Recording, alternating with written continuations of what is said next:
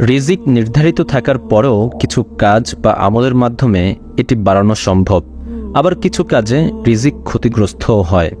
আল্লাহ তাআলা পবিত্র কুরআনুল কারীমের সূরা সাবার ৩৬ নম্বর আয়াতে বলেছেন, উল ইন্না রব্বি ইয়াবসুতুর রিজকা লিমান ইয়াশাউ ওয়া ইয়াকদির ওয়ালাকিন্না আকসারান নাসি লা ইয়ালামুন।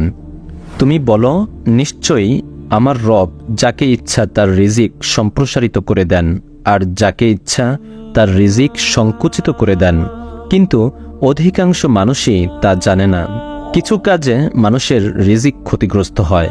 প্রথম কারণ হলো মিথ্যা কসম খাওয়া ও ধোঁকা দেওয়া। মিথ্যা কসম খাওয়া এবং মানুষকে ধোঁকা দিলে আয় উপার্জনের বরকত চলে যায়, আর বরকত চলে যাওয়া মানে রিজিক ক্ষতিগ্রস্ত হওয়া। সহিহ মুসলিমের 1607 নম্বর হাদিসে রাসূলুল্লাহ সাল্লাল্লাহু আলাইহি ওয়াসাল্লাম বলেছেন, বেচাকেনা করার সময় তোমরা অধিক কসম করা থেকে সাবধান থেকো, কারণ মিথ্যা কসমের মাধ্যমে বিক্রি বেশি হয় কিন্তু বরকত ধ্বংস হয়ে যায়। সহিহ বুখারীর 2079 নম্বর হাদিসে রাসূলুল্লাহ সাল্লাল্লাহু আলাইহি ওয়াসাল্লাম আরও বলেছেন, ক্রেতা ও বিক্রেতা যতক্ষণ পর্যন্ত বিচ্ছিন্ন না হয় ততক্ষণ পর্যন্ত ক্রয় বিক্রয় সম্পন্ন করা কিংবা বাতিল করার সুযোগ রয়েছে।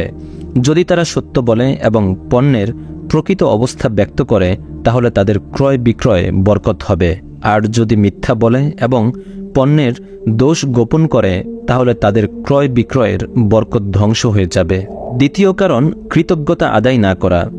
মানুষ যখন প্রাপ্ত নিয়ামতের শুকরিয়া আদায় করে না তখন তার থেকে সে নিয়ামত ছিনিয়ে নেওয়া হয়, আর এতে ক্ষতিগ্রস্ত হয় মানব জীবন এবং কমে যায় রিজিক। সূরা ইব্রাহিমের 7 নম্বর আয়াতে আল্লাহ তাআলা বলেছেন, আর যদি তোমরা অকৃতজ্ঞ হও তবে মনে রেখো আমার শাস্তি বড়ই কঠিন। রিজিক কমে যাওয়ার তৃতীয় কারণ হলো পাপ কাজে লিপ্ত থাকা। ইবনে মাজার 4022 নম্বর হাদিসে রাসূলুল্লাহ সাল্লাল্লাহু আলাইহি ওয়াসাল্লাম বলেছেন, সৎকর্ম মানুষের আয়ুষ্কাল বাড়াতে পারে এবং দোয়া মানুষের তাকদীর পরিবর্তন করতে পারে, আর মানুষ তার পাপ কাজের কারণে প্রাপ্য রিজিক থেকে বঞ্চিত হয়। চতুর্থ কারণ, হারাম উপার্জন। সূরা বাকারার 168 নম্বর আয়াতে আল্লাহ তাআলা বলেছেন, হে মানব জাতি, তোমরা পৃথিবী থেকে হালাল ও পবিত্র বস্তু ভক্ষণ করো। আল্লাহর নির্দেশ অমান্য করে হারাম উপায়ে উপার্জন করলে রিজিকে বরকত কমে যায়। সহিহ মুসলিমের 1052 নম্বর হাদিসে রাসূলুল্লাহ সাল্লাল্লাহু আলাইহি ওয়াসাল্লাম বলেছেন, যে ব্যক্তি হালাল ও বৈধ উপায়ে সম্পদ অর্জন করে তাকে বরকত দান করা হয়, আর যে ব্যক্তি হারাম ও অবৈধ পন্থায় সম্পদ অর্জন করে সে এমন ব্যক্তির মতো আহার করেও যে তৃপ্ত হয় না, অর্থাৎ সে যতই ভক্ষণ করুক না কেন তার ক্ষুধা কখনোই নিবারণ হয় না। পঞ্চম যে কারণ সেটা হলো যাকাত না দেওয়া। সঠিকভাবে যাকাতের বিধান আদায় না করলে রিজিকের বরকত উঠিয়ে নেওয়া হয় এবং এতে রিজিক ক্ষতিগ্রস্ত হয়।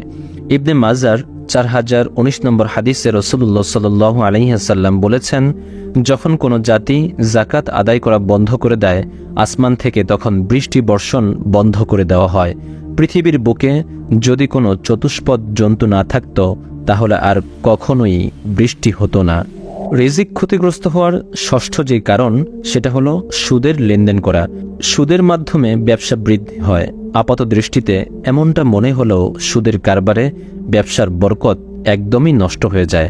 আল্লাহ তাআলা সূরা বাকারার 276 নম্বর আয়াতে স্পষ্ট ভাষায় বলেছেন, আল্লাহ সুদকে ধ্বংস করে দেন এবং সদাকাকে বর্ধিত করে দেন।